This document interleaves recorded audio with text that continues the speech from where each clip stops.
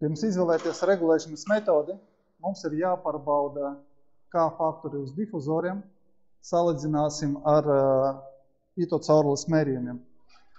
Tātad sistēma mums tagad pašlaiz ir ieslēgta, darbojas uz projekta plūsmas parametriem.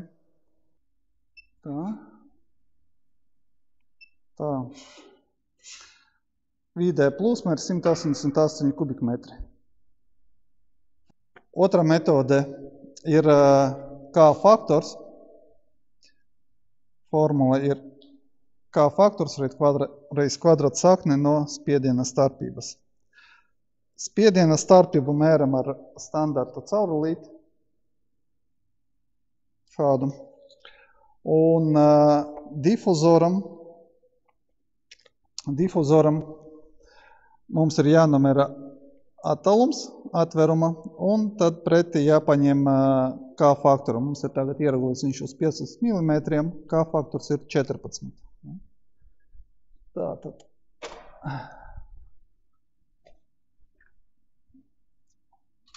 Difuzorā atverumu mēram šāda veida spiediena starpību un ņemam vidēju pa perimetru.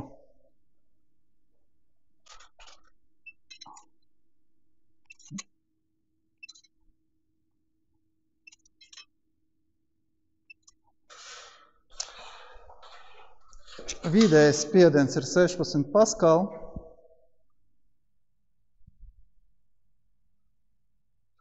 Jā, un liekam to formulu iekšā. 16 paskali, K faktor 14. Un redzam, ka mums ir 202 kubikmetri stunda. Novaram tāpat pārējos difuzorus. Atveram šeit ir jau 15 iestātīts. Nomaram vidēju spiedienu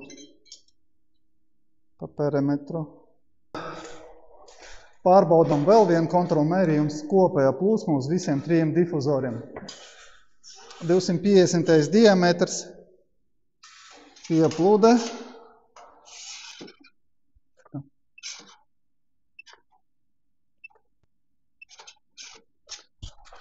Tā.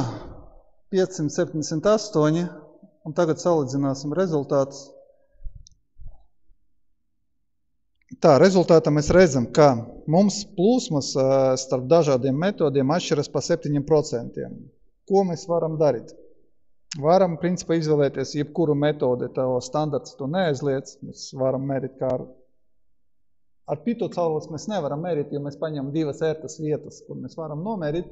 Bet šeit no atzariem, starp atzaru un regulēšanas svārs ir diezgan liela turbulence, tur mēs ar Pitot caurules mērīt nevaram, tā kā šo metodu mēs atmetam.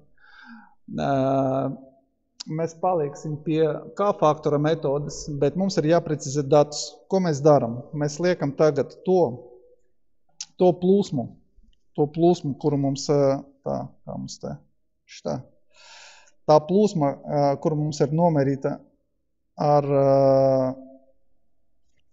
Pitot cauruli un spiedienu starpību uz difuzora, mēs izrēķinām K faktoru 13,06. Ražotājiem bija norādīta 14. Un tad mēs izmantosim mūsu izrēķinātu un pārbaudīto faktoru 13,06 visur. Ja? Un tādā veidā mēs dabūjam, ka mums plūsmas starp pitometrāžu un K faktoru sakrīt. Reizēm tagad faktiski ir pa 1 kubu tikai starpība. Un šāda rezultāta mūs apmierina. Līdz ar to tagad liksim difuzorus visus 15 mm un regulēsim uz nepieciešamo spiedienu, un to spiedienu mēs regulēsim ar regulēšanas svārstu. No tāda veida mēs dabūsim ļoti precīzes plūsmas visa sistēma.